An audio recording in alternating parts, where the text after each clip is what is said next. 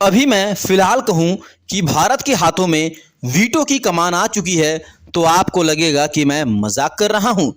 मैं आप लोगों से यह मजाक नहीं कह रहा हूं दोस्तों, बल्कि अब सचमुच यूनाइटेड नेशन के पावरफुल मंच पर भारत दुनिया के सामने वीटो पावर की कमान पकड़ने को तैयार है। इसके बाद भारत छठवां ऐसा देश बनेगा जो यूनाइटेड नेशन का अस्थायी सदस्य होगा और वीटो पावर रखेगा। यानी भारत के पास वह ताकत आ रही है जिससे वह अपने खिलाफ सभी फैसलों को न सिर्फ बदल सकता है बल्कि उन सभी नए फैसलों को रोकने की भी क्षमता रखता है जो भारत के खिलाफ हो। फिलहाल सबसे कमाल की बात यह देखी गई है कि चीन भारत के हाथों में वीटो की कमान थमा चुका है। हाँ, सिर्फ चीन ही नहीं बल्कि अमेरिका, जो नहीं चाहता था कि भारत के हाथों में वीटो की कमान हो, वह खुद भारत को अस्थायी सदस्य बनाने पर मजबूर हो चुका है। यही नहीं बल्कि इसी यूनाइटेड नेशन के मंच से जब हाल ही में भारत को वीटो पावर देने की चर्चा तेज हुई तो भारत की विदेश मंत्री एस जयशंकर ने तुर्की के खिलाफ ऐसा कड़ा रुख अपनाया कि तुर्की भी दंग रह गया। तो चलिए पूरी डेवलपमेंट को समझते हैं कि कैसे भारत के हाथ में वीटो पावर की कमान आ चुकी है और भारत आखिरकार इसी वीटो पावर के पीछे पिछले कई सालों से पागल क्यों है। लेकिन आगे बढ़ने से पहले इस वीडियो को एक लाइक करके चैनल को जरूर सब्सक्राइब कर लीजिए। देखिए दोस्तों, जब यूनाइटेड नेशन में कोई भी बड़ी मीटिंग होती है तो उसमें भारत को वीटो पावर मिलने की डिमांड ना हो, ऐसा हो ही नहीं सकता। और इस बार जब मीटिंग हाल ही में न्यूयॉर्क में कंडक्ट हो रही थी तो उसमें दुनिया के सभी बड़ी नेता मौजूद थे, लेकिन वही पुरानी बहस भारत को वीटो पावर देने के लिए दोबारा शुरू हो गई। इस बार 146 देशों द्वारा भारत का समर्थन मिलना माहौल इस तरह बन चुका था कि अब भारत के हाथों में वीटो की कमान आने से कोई रोक भी नहीं सकता। सबसे पहले आप यह समझिए कि यूनाइटेड नेशन में वीटो पावर है क्या और इसके लिए भारत इतना ज़्यादा पागल क्यों है। संयुक्त राष्ट्र यानी यूएन के अंदर सबसे ताकतवर संस्था है यूएन सुरक्षा परिषद यानी यूएनएससी। इस परिषद में कुल 15 देश सदस्य होते हैं।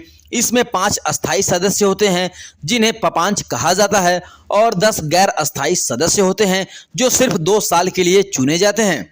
अब खास बात यह है कि इन 5 अस्थायी सदस्य देशों के पास ही वीटो पावर है और यह देश है अमेरिका, रूस, चीन, ब्रिटेन और फ्रांस। अगर इनमें से कोई भी देश किसी प्रस्ताव को ना कह दे तो वह प्रस्ताव वहीं खत्म हो जाता है, चाहे बाकी 14 देश क्यों हाँ ना बोलें। सोचिए, बाकी दुनिया किसी मुद्दे पर सहमत हो लेकिन एक देश का नाम पूरे प्रस्ताव को गिरा देता है और यही है वीटो पावर की असली ताकत दोस्तों। इसी से तय होता है कि कौन दुनिया की राजनीति का असली खिलाड़ी है और कौन सिर्फ दर्शक। भारत के लिए यह वीटो पावर इसलिए सबसे ज़्यादा ज़रूरी है क्योंकि भारत आज दुनिया का सबसे बड़ा लोकतांत्रिक देश है और चौथी सबसे बड़ी अर्थव्यवस्था वाला देश बन चुका है और सबसे ज़्यादा आबादी वाला भी देश है। लेकिन फिर भी हमारे पास वह ताकत नहीं है जो हमें चीन, अमेरिका या रूस के बराबर खड़ा कर सके। और दूसरी बड़ी वजह सुरक्षा। जी हाँ, आज चीन हमेशा पाकिस्तान का पक्ष लेता है और भारत के खिलाफ अंतर्राष्ट्रीय मंचों पर चालें चलता है। आपको बता दें, अगर भारत के पास वीटो पावर होता तो चीन की हर साजिश वहीं खत्म हो जा सकती थी। और तीसरी वजह है वैश्विक फैसलों में दखल। आपको बता दें, भारत ब्रिक्स, जीबीसी और ग्लोबल साउथ का नेतृत्व कर रहा है, लेकिन यूएनएससी में अंतिम निर्णय की ताकत अभी भी हमारे हाथ में नहीं है। अगर वीटो पावर मिल जाए तो भारत भी अमेरिका, चीन, रूस की बराबरी कर सकेगा। इतिहास भी हमारे साथ अन्याय कर गया। आपको बता दें, 1945 में जब यूएन बना तब भारत ब्रिटिश कॉलोनी था, इसलिए हमें वीटो पावर नहीं मिली। लेकिन आज जब भारत उभरती सुपर पावर है तब भी पुरानी व्यवस्था हमें रोक रही थी। सबसे बड़ी बात यह है कि अगर भारत को वीटो पावर मिल गया तो दुनिया का पूरा पावर बैलेंस ही बदल जाएगा। चीन को यही डर है कि भारत उसकी बराबरी कर लेगा। अमेरिका और पश्चिमी देश चाहते हैं कि भारत उनके साथ रहे, लेकिन उन्हें भी डर है कि भारत कहीं ग्लोबल साउथ की अगुवाई करके एक नया ध्रुव न बना दे। हालांकि अब हमें कहना चाहिए कि उन्हें ऐसा डर था, लेकिन अमेरिका को भले ही डर हो, जबकि चीन को अब डर नहीं है। चीन तो अब भारत के समर्थन में उतर चुका है, जो पश्चिमी देशों को भी हैरान कर रहा है। और असल में देखा जाए तो इस बार संयुक्त राष्ट्र का सम्मेलन भारत के लिए किसी जीत से कम नहीं रहा। इस मंच पर हर तरफ सिर्फ भारत की ही चर्चा हो रही थी। कोई भारत की तेल खरीदारी पर चिंता जता रहा था तो कोई भारत की बढ़ती ताकत की वाहवाही कर रहा था।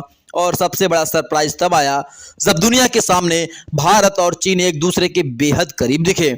जी हाँ, वही चीन जो हमेशा भारत के रास्ते में रोड़ा काटा था, हमेशा से पाकिस्तान का समर्थन करता था, पीओके को लेकर हमेशा विरोध करता था, लेकिन इस बार संयुक्त राष्ट्र में सुधार की मांग पर भारत को खुला समर्थन देना पड़ा। भारत कई वर्षों से संयुक्त राष्ट्र सुरक्षा परिषद में सुधार और अस्थायी सदस्यता की मांग कर रहा है, लेकिन हर बार इस मांग को सबसे ज्यादा ब्लॉक चीन करता रहा है। मगर इस बार दोस्तों तस्वीर बदल गई है। चीन ने न सिर्फ विरोध छोड़ा बल्कि खुलकर भारत का समर्थन किया। दरअसल इसके पीछे भारत की एक बड़ी कूटनीतिक जीत छुपी है।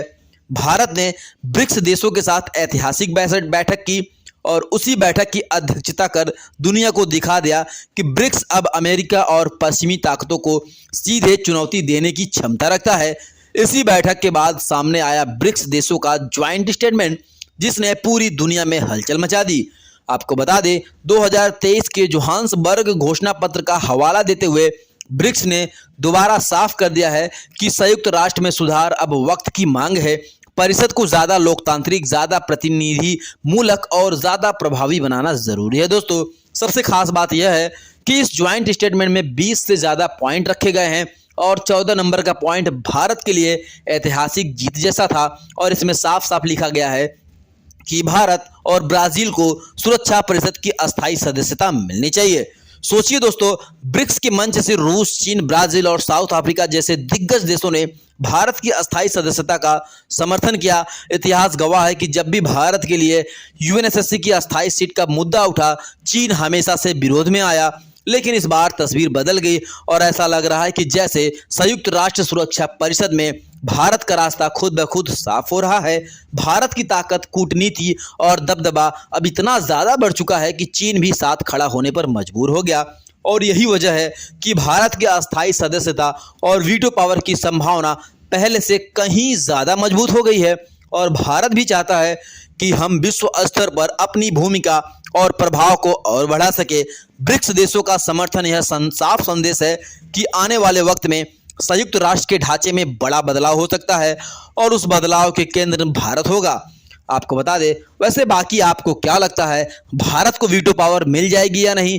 अपनी राय कमेंट बॉक्स में हमें ज़रूर बताएं और इस वीडियो को लाइक करके अपने मित्रों तक जरूर पहुंचाएं ताकि उन्हें भी ऐसी जानकारी मिले। और ऐसे ही नॉलेजेबल वीडियो देखने के लिए हमारे चैनल को सब्सक्राइब करके बेल आइकन को ऑल पे सेट कर लीजिए। मिलेंगे अगले वीडियो में अगली जानकारी के साथ, तब तक के लिए जय हिंद, जय भारत।